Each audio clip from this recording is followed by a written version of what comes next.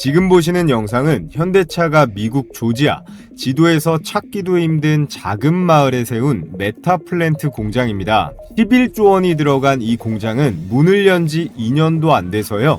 차량을 연간 30만 대 이상씩 생산하며 세계에서 가장 앞선 자동차 공장이라는 평가를 받고 있습니다. 북미권에서도 최대 규모의 최첨단 스마트 팩토리인데요. 크기는 여의도 4개를 합친 것과 비슷하고 그 안에서는 사람이 아니라 로봇 1000대가 밤낮 없이 움직이고 있습니다. 이건 아이오닉 9 생산 과정을 촬영한 건데요. 철판을 자르고 용접해서 색을 칠하고 부품도 나르는 모든 과정에 로봇이 끼어있지 않은 곳이 없습니다.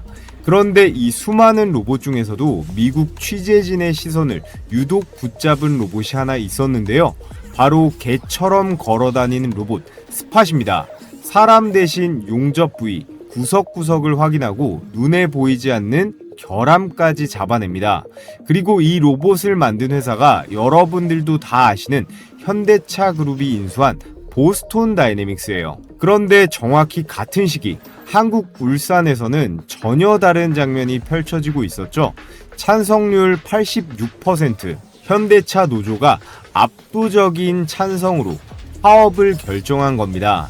노조에선 기존 시급제에서 완전 월급제 도입을 요구했는데 원래대로라면 현대차 경영진은 밤새 대책을 세우고 있어야 정상입니다. 그런데 이상하게도 파업 첫날 현장 분위기는 이전과는 다르게 담담한데요. 이유는 다들 아실 거예요. 조지아 메타플랜트 공장에서 이미 로봇 1000대가 사람 몫을 대신하고 있는 회사에게 울산 공장의 파업은 예전만큼 치명적이지는 않습니다.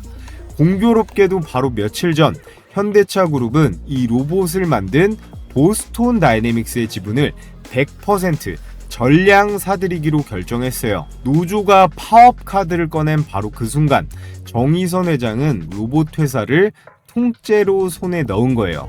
자, 그래서 오늘 영상에서는 이 두 가지 사건이 어떻게 하나로 얽혀 있는지, 그리고 30년 넘게 반복되고 있는 노사협상의 공식이 어떻게 흘러갈지, 여기서 정의선 회장의 수십조 원짜리 지배구조 승계 계획에 대해 말씀드려 볼 건데요. 여기에 최근 정부가 새로 꺼내든 규제 카드까지 체크를 하면 오늘의 대박 추천주 하나를 발견할 수 있습니다. 삼성전자, SK 하이닉스 다음으로 우리가 반드시 주목해봐야 할 현대차 관련 대박주, 이 로봇 전쟁의 승자가 누구인지 끝까지 보시면 다음 돈 벌 기회가 보이실 겁니다. 자, 지금부터 본격적으로 영상 시작해 볼 텐데 시청하시는 모든 분들 구독이랑 좋아요 한 번씩 부탁을 드리겠습니다. 노사협상은 결국 상대방이 가장 아파하는 곳을 누가 먼저 쥐느냐의 싸움입니다. 현대차 노조에게는 오랫동안 아주 강력한 무기가 있었죠. 바로 울산 공장이에요. 자동차 한 대를 생산하려면 수많은 부품이 정해진 시간에 들어와야 되고 수백 개의 공정이 정확한 순서대로 이어져야 합니다. 한 공정이 멈추면 어떻게 될까요? 그 뒤에 연결된 공정도 줄줄이 멈출 수밖에 없습니다. 생산이 중단되면 완성차의 출고도 밀리겠죠. 협력업체의 부품 납품 그리고 수출 일정까지 연쇄적으로 흔들릴 수밖에 없습니다. 그래서 과거부터 현대차 노사협상의 공식은 굉장히 단순했어요. 노조가 먼저 파업을 예고합니다. 그러면 생산에 차질이 생기겠죠. 회사는 손실을 막기 위해서 협상안을 높일 수밖에 없어요. 잠정 합의안이 나오면 생산 라인이 다시 가동됩니다. 그래서 파업이라는 카드를 들이밀면 생산에 차질이 생기고 사측이 양보하고, 이 공식이 오랫동안 반복될 수 있었던 이유는 울산 공장을 대체하기가 굉장히 어려웠기 때문이에요. 그렇지만 지금은 상황이 달라졌죠. 현대차 그룹은 미국과 유럽, 인도 같은 세계 각지에다가 생산 기지를 구축했고요. 새로 건설하는 공장은 처음부터 만들 때부터 AI와 자동화를 전제로 설계하고 있습니다. 과거에는 공장이 멈추면 사측이 협상안을 높이는 것 외에는 선택지가 많지 않았습니다. 지금은 해외 생산 그리고 자동화 확대라는 새로운 카드가 생긴 거예요. 노조가 공장을 멈출 때마다 회사는 한 번의 파업 손실만 계산하지 않습니다. 사람이 수행하던 작업을 자동화했을 때 줄어들 수 있는 비용과 생산의 변동성까지 함께 계산을 하는 건데요. 그렇기 때문에 자동화 시대에는 생산 중단이 반복될수록 기업이 로봇의 투자를 확대할 이유도 함께 강해질 수밖에 없습니다. 노조가 꺼낸 파업 카드가 오히려 현대차의 로봇 전환을 앞당기는 부메랑이 되고 있는 거예요. 이번 현대차 노사 협상의 표면적인 쟁점은 임금과 성과급 그리고 정년입니다. 노조는 순이익의 30%를 성과급 재원으로 배분하고 정년을 최대 65세까지 연장할 것을 요구하고 있습니다. 그리고 여기서 더 중요한 내용, 바로 앞으로 일자리를 누가 가져갈 거냐예요. 노조는 새로운 AI 기술과 자동화 설비, 로봇을 생산 현장에 도입할 때 사전에 협의해라. 그리고 기존 근로자의 고용을 보장해라. 이 두 가지를 핵심적으로 요구하고 있어요. 이 요구가 임금 협상 테이블에 정식으로 올라왔다는 이 사실 자체가 중요하다고 할 수 있습니다. 노조가 저런 요구를 했다는 건 로봇이 더 이상 먼 미래의 기술이 아니라는 뜻이겠죠. 지금까지 공장에서 로봇이 맡았던 일은 주로 용접이라던가 도장처럼 위치가 고정된 작업이었어요. 로봇팔은 같은 자리에서 같은 동작을 반복했습니다. 사람과 로봇의 역할이 분명하게 나뉘어져 있었어요. 그런데 휴머노이드 로봇으로 넘어오면서 많이 달라졌죠. 사람이 걷는 통로를 그대로 이용하고요. 사람이 사용하는 작업대 앞에 설 수도 있습니다. 또 상황에 따라 다른 부품을 집어서 옮길 수도 있어요. 기존 생산 라인을 전부 뜯어 고치지 않고도 사람이 일하던 공간에 그대로 투입될 수 있습니다. 로봇팔은 하나의 공정만 자동화했는데요. 휴머노이드 로봇은 사람이 담당하던 작업 단위 전체를 가져갈 수 있습니다. 그리고 현대차 그룹은 이 로봇을 언제, 어디에, 어떤 업무부터 투입할지 이미 결정을 내린 건데요. 지금 보시는 로봇이 보스톤 다이내믹스의 휴머노이드 로봇 아틀라스입니다. 과거의 아틀라스는 공중제비를 돌고 장애물을 넘는 연구용 로봇으로 유명했는데 지금 공개된 아틀라스의 목적은 완전히 달라요. 보여주기 위한 로봇이 아니라 실제 공장에서 일하기 위해 만들어진 제품형 로봇이에요. 현대차 그룹은 2028년부터 이 아틀라스를 생산 현장에 단계적으로 투입한다라고 얘기를 하고 있어요. 첫 번째 업무는 부품의 시퀀싱입니다. 자동차를 조립하려면 차종과 옵션에 맞는 부품을 정확한 순서대로 준비해야 돼요. 아틀라스가 여러 부품 가운데 필요한 부품을 찾아서 짚고 조립 순서에 맞춰 생산 라인에 공급하는 겁니다. 2030년부터는 부품 조립까지 업무가 확대될 예정이에요. 부품을 찾아서 짚고 옮기고 직접 조립하는 단계로 넘어가는데 여기서 가장 중요한 숫자 3만 대예요. 현대차는 2028년까지 매년 3만 대씩 로봇을 생산할 수 있는 양산 체제를 구축할 예정이에요. 미국에는 연간 3만 대 규모의 로봇 생산 시설도 들어섭니다. 한두 대를 시험적으로 공장에 넣어보는 실험이 아니에요. 처음부터 수만 대 생산을 전제로 공급망을 만들고 있는 겁니다. 자, 그리고 여기에 자동차를 대량 생산해온 현대차 그룹의 가장 강력한 능력이 있습니다. 보스톤 다이내믹스는 로봇을 설계하고 움직이는 기술을 가지고 있어요. 그리고 현대차와 기아는 어때요? 수십만 대의 제품을 같은 품질로 생산하는 그런 공장을 가지고 있습니다. 현대 글로비스는 부품과 완제품을 운송하는 물류망을 가지고 있고요. 현대 모비스는 로봇의 몸을 움직이는 핵심 부품을 담당할 수 있어요.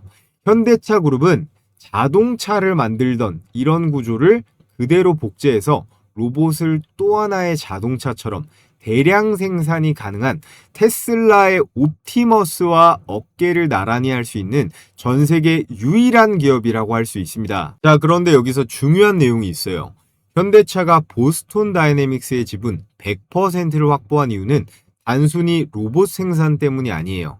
더 중요한 이유가 숨겨져 있는데 바로 현대차 그룹의 지배구조 개편입니다. 현대차 그룹의 지배구조는 이 현대 모비스를 중심으로 움직이는데 현대 모비스가 현대차의 지분 21%를 보유하고 있고 현대차가 기아 지분 34%를 보유하고 있죠. 그런데 여기서 기아가 다시 현대 모비스의 지분을 17%를 보유합니다. 현대 모비스에서 현대차, 현대차에서 기아, 기아에서 다시 모비스로 돌아오는 순환 출자 구조인 거예요. 현대모비스가 그룹 전체를 지배할 수 있는 실질적인 정점이라고 할 수 있습니다. 문제는 정의선 회장이 정작 현대모비스 지분 0.3%밖에 없다는 점이에요. 그룹의 회장이지만 그룹 지배구조의 핵심 회사에 대한 직접 지분은 1%가 채 되지 않습니다. 현대차 그룹은 2018년도에도 이 문제를 해결하려고 했어요. 현대모비스의 일부 사업을 분할한 다음에 정의선 회장의 지분율이 높은 이 현대글로비스 있죠. 이 현대글로비스와 합병하는 개편안을 추진했습니다. 하지만 합병 비율이 이 총수에게 유리하다는 국내외 주주들의 반대가 거세졌고요. 현대차 그룹은 결국 이 안을 철회할 수밖에 없었어요. 이후 정의선 회장에게 아주 결정적인 카드가 생겼는데 그게 바로 보스톤 다이내믹스입니다. 보스톤의 지분은 현대 계열사들만 보유하고 있는 게 아닙니다.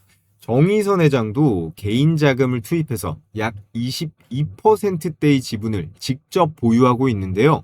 이번에 소프트뱅크의 이 9%까지 인수하면서 완전 현대그룹의 자회사가 됐죠. 자, 그래서 현대모비스 지분은 0.3%, 보스톤 다이내믹스 지분은 22%대. 이 두 숫자의 차이를 보시면 정의선 회장에게 보스톤 다이내믹스가 왜 중요한지 바로 이해할 수 있습니다. 아틀라스가 상용화되고 보스톤의 기업 가치가 커질수록 정의선 회장이 개인 명의로 보유하고 있는 이 자산의 가치도 함께 커지겠죠. 이 높아진 보스톤의 지분 가치로 향후 현대모비스의 지분을 확보하고요. 순환 출자를 해소하고 그룹 지배력을 안정시키는 과정에 투입할 수 있습니다. 그렇기 때문에 이 보스톤 다이내믹스는 정의선 회장에게 단순한 로봇 회사 그 이상이라고 할 수 있어요. 자동차를 이을 미래 성장 산업이면서 현대 모비스 중심의 이 지배 구조를 완성하기 위해 사용할 수 있는 핵심 에셋입니다. 그래서 현대차 그룹은 소프트뱅크의 자녀 지분까지 인수해서 외부 주주를 완전히 정리했습니다. 자, 그런데 현대차 그룹이 이 승계 카드를 완전히 손에 넣으려던 순간 정부가 새로운 규제를 꺼냈는데요. 금융위원회에서 중복상장 원칙 금지를 담은 새로운 가이드라인에 공식 의견 수렴을 시작했습니다. 중복상장이 뭘까요? 상장된 모회사에다가 핵심 자회사까지 따로 증시에 상장시키는 구조입니다. 기업 입장에서는 어떻습니까? 자회사 주식을 팔아서 대규모 자금을 조달할 수 있어요. 그런데 모회사 주주 입장에서는 어때요? 자신이 투자한 핵심 성장 사업이 이 아들 기업으로 빠져나가기 때문에 문제가 발생할 수 있습니다. 그래서 이 중복 상장 가이드라인의 핵심은 상장에서 돈을 조달하더라도 기존 상장사 주주에게 이익이 돌아간다는 것을 너네들이 증명해라. 이게 핵심 골자예요. 정부가 이번 규제를 만든 대표적인 배경이 바로 LG화학과 LG에너지솔루션 때문입니다. LG화학이 2020년에 배터리 사업을 물적 분할해서 LG엔솔을 만들었고 LG엔솔은 2022년 따로 상장을 했습니다. 물적 분할에서는 세 회사의 주식을 기존 LG화학 주주들이 나눠 갖지 못합니다. 신설된 LG엔솔 주식은 LG화학이 보유하고 있죠. 그런데 LG 화학 주주들은 배터리 사업의 성장성을 보고 이 LG 화학에 투자를 했는데 정작 배터리 사업이 별도로 엔솔로 떨어져 나가서 상장이 돼도 이 엔솔 주식을 직접 받지는 못한 거예요. 그래서 자회사의 가치가 커져도 모회사 주주에게 그 가치가 전부 전달되지 않는 이른바 지주회사 할인 문제가 발생하는 겁니다. 정부는 이제 이런 방식의 상장을 그대로 허용하지 않겠다는 거예요. 그래서 이번에 새로 낸 가이드라인을 보면 모회사 이사회는 자회사 상장이 주주에게 어떤 영향을 주는지 영향 평가를 해야 됩니다. 자회사의 주식 현물 배당과 현금 배당, 그리고 자사주 소각 같은 주주 보호 방안을 따로 마련을 해야 되고요. 독립적인 특별위원회가 이것들을 심의해서 모회사 이사회가 상장에 찬성하는지 반대하는지 결의한 다음에 전 과정을 이렇게 단계별로 공시를 해야 됩니다.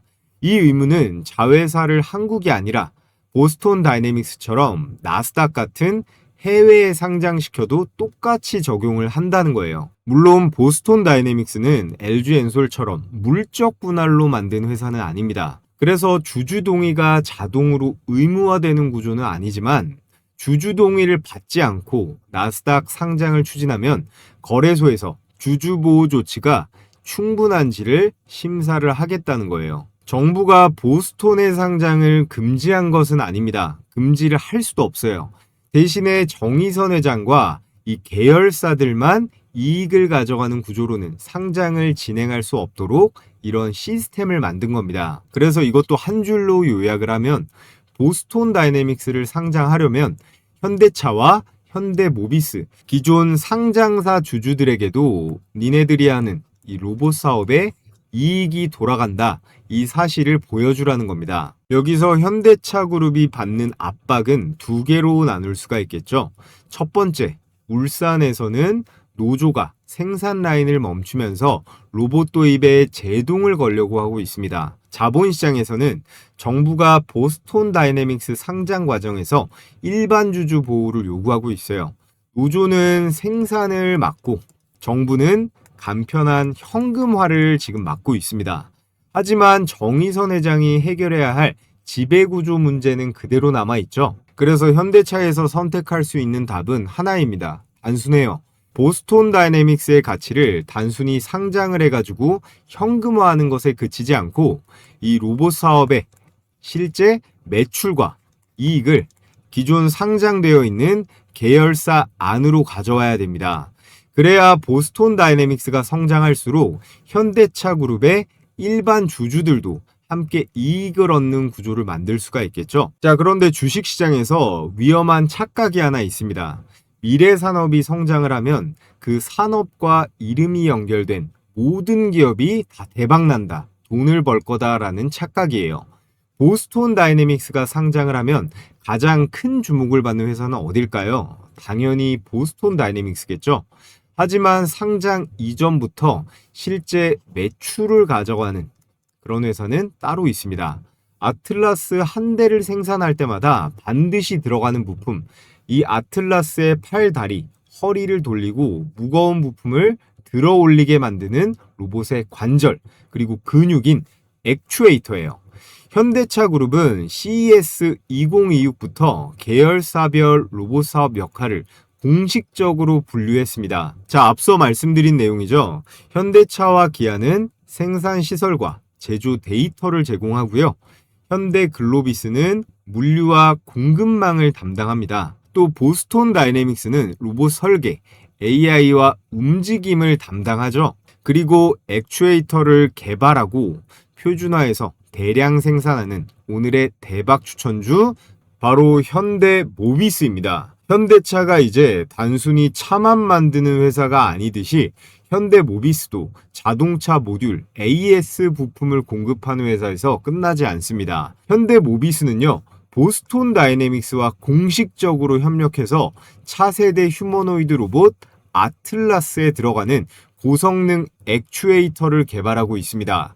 현대모비스가 자동차의 부품 설계 그리고 대량 생산 능력을 활용해서 로봇 핵심 부품을 표준화하고요. 공급망을 구축한다. 이런 공식 발표도 있었습니다. 액추에이터는 쉽게 말해서 로봇의 관절과 근육이죠. 이렇게 어깨부터 손, 무릎에도 들어가고요. 인간의 관절이 있는 이런 목 같은 모든 부위에 그대로 다 들어간다고 보시면 되는데, 아틀라스는 팔다리가 360도 돌아가기 때문에 인간보다 더 들어갈 수도 있습니다. 제어 장치에서 명령을 받으면 모터와 감속 장치를 움직여 로봇의 팔, 다리, 허리를 실제로 움직이게 하는 거예요.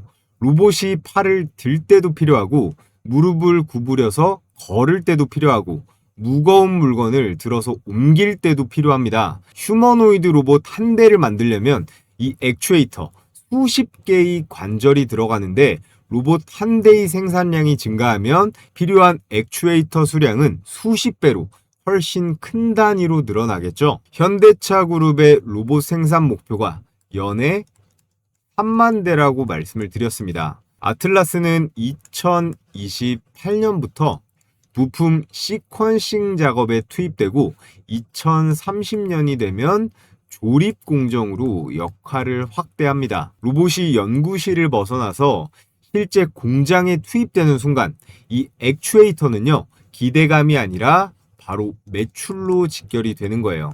그리고 현대 모비스의 강점은 부품을 한두 개 만들어내는 기술에만 있지 않습니다. 진짜 강점은 이 대량 생산이에요. 연구실에서 작동하는 액추에이터 한두 개를 만드는 것과 매년 수만 대의 로봇에 들어가는 이 다양한 액추에이터를 같은 품질, 같은 가격으로 생산하는 것은 완전히 차원이 다른 문제죠. 이게 바로 테슬라와 현대차가 다른 로봇 기업을 압도하는 점입니다. 로봇이 공장에서 하루 종일 작업을 하려면 수천 번 같은 동작을 반복해도 고장이 나면 안 되겠죠. 무거운 부품을 들어도 출력이 일정해야 됩니다. 작동 중에 혹시나 문제가 발생하면 즉시 교체할 수 있도록 글로벌 공급망과 유지보수 체계도 필요하겠죠. 현대모비스는 이 여러 가지 자동차 부품 사업을 통해서 이미 이 능력들을 전부 갖추고 있습니다. 그리고 로봇 사업은 단순히 액추에이터 하나에서 끝나지 않는데, 현대모비스는요, 이런 핸드그리퍼, 그리고 배터리팩과 센서 제어기까지 로봇 부품의 범위를 계속해서 확장하고 있어요. 핸드그리퍼는 로봇의 손이고요. 센서는 사람의 눈과 촉각의 역할을 합니다. 그리고 제어기는 몸 전체를 움직이게 하는 신경계, 배터리팩은 로봇을 장시간 움직이게 만드는 에너지원이라고 볼 수 있습니다. 현대모비스가 이 부품들을 하나씩 확보하면요, 액추에이터 공급사를 넘어서 휴머노이드 로봇의 핵심 부품 패키지를 공급하는 그런 패키지 회사가 될 수도 있습니다. 여기에 현대모비스가 가진 두 번째 가치로 연결이 되는 거예요. 현대모비스는 보스톤 다이내믹스의 직접 주주입니다. 아틀라스가 많이 팔리면 액추에이터 공급 매출이 발생하고, 보스톤 다이내믹스의 기업 가치가 성장하면요, 보유 지분의 가치도 함께 커집니다. 부품의 매출과 지분 가치라는 두 개의 수익 구조를 동시에 가지고 있는 겁니다. 마지막으로 세 번째는 앞서 말씀드렸던 지배 구조입니다. 정의선 회장이 그룹의 순환 출자를 해소하고 지배력을 강화하려면 결국에는 현대모비스 지분을 확보해야 돼요. 보스톤 다이내믹스가 승계를 위한 자산이라면 현대모비스야말로 승계가 최종적으로 도착해야 할 목적지입니다. 정부의 중복 상장 규제가 현대모비스의 중요성을 더욱 높일 수 있는데요. 앞으로 보스톤 다이내믹스를 나스닥에 상장하려면 로봇 사업의 성장이 기존 상장사 주주에게도 돌아간다는 명백한 사실을 보여줘야 됩니다. 그리고 현대차가 제시할 수 있는 가장 분명한 주주가치 연결고리가 바로 현대모비스의 부품을 가져다 쓰는 것보다 좋은 게 있을까요? 보스톤 다이내믹스가 상장을 하고 아틀라스의 생산량이 늘어납니다. 그리고 현대모비스의 액추에이터 공급량도 늘어나겠죠. 로봇 부품 사업이 현대모비스의 새로운 매출로 찍히는 거예요. 이렇게 연결이 돼야 모 회사와 계열사 주주들도 보스톤 다이내믹스 성장의 이익을 공유할 수 있는 구조가 완성이 된다고 할 수 있습니다. 최종 결론을 내보면 현대모비스는 현재 핵심적인 세 가지 위치를 동시에 차지하고 있어요. 첫 번째, 아틀라스에 들어가는 핵심 부품 액추에이터를 공급합니다. 두 번째, 보스톤 다이내믹스의 지분을 직접 보유하고 있다. 세 번째, 정의선 회장의 지배구조 개편에서 반드시 확보해야 되는 그룹의 정점이에요. 시장에서는 현대모비스를 여전히 자동차 부품 회사로 바라보고 있습니다. 과거에는 차가 많이 팔릴수록 현대모비스의 부품 매출이 증가했어요. 앞으로는 자동차뿐 아니라 이 휴머노이드 로봇이 생산될 때마다 현대모비스의 부품이 들어갑니다. 현대차가 자동차 회사를 넘어서 피지컬 AI, 로봇 회사로 탈바꿈을 했잖아요. 그 변화의 핵심 부품을 공급하는 회사, 그리고 보스톤 다이내믹스의 성장과 정의선 회장의 승계, 정부의 중복 상장 규제까지 이 모든 결론은 현대모비스로 귀결됩니다. 현대모비스도 현대차랑 마찬가지로 6월 80만 원대에서 현재 40만 원대까지 40% 이상 빠졌죠. 지금이 저점 매수할 수 있는 아주 매력적인 매수 기회라고 보여지니까 우리 시청자분들, 구독자분들 현대모비스 꼭 관심을 가져보시라 말씀을 드리겠고요. 자, 끝으로 우리 구독자분들 요즘 시장이 어떤가요? 역사상 한 번도 본 적이 없는 역대급 난이도의 시장입니다. 삼성전자, SK하이닉스, 메모리 반도체 실적은 이렇게 좋은데 왜 한 달째 코스피 코스닥 박살이 나고 있는 걸까요? 실제 데이터를 제가 찾아보니까 이전에 코스피 매도 사이드카가 제일 많았던 게 2008년이었어요. 금융위기 말이었는데 이때 매수 매도 사이드카 합쳐서 26번이 있었거든요. 그런데 올해 아직 7월도 안 지났는데 35번입니다. 신기록이에요. 이렇게 너무너무 어려운 장세에 제가 단타하시는 구독자분들께 큰 도움이 될 만한 급등주 검색기를 100% 무료로 공유해 드리겠습니다. 20만 구독자 감사 이벤트로 드리는 거니까 기존 구독자분들, 신규 시청자분들 중에서도 구독해 주시는 분들께는 모두 무료로 발송해 드릴 거예요. 저번 6월달 주요 종목 최대 수익률을 보면 상한가 종목만 10개 이상이 나왔습니다. 이전에 받아서 사용해 보신 우리 구독자분들은 아실 텐데 전부 당일에 나온 단타 수익률입니다. 포착 가격 대비해서 단 하루 만에 나온 상승분이라는 거죠.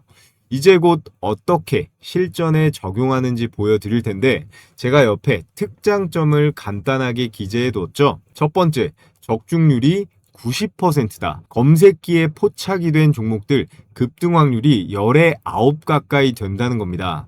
그럼 여기서 포인트는 뭐겠어요? 과욕 부리지 말고 매도만 당일에 잘 하시면 되는 거예요. 매일 쏟아지는 종목 중에서 제가 세팅해 놓은 로직에 맞는 상위 1% 후보들만 필터링을 하고요.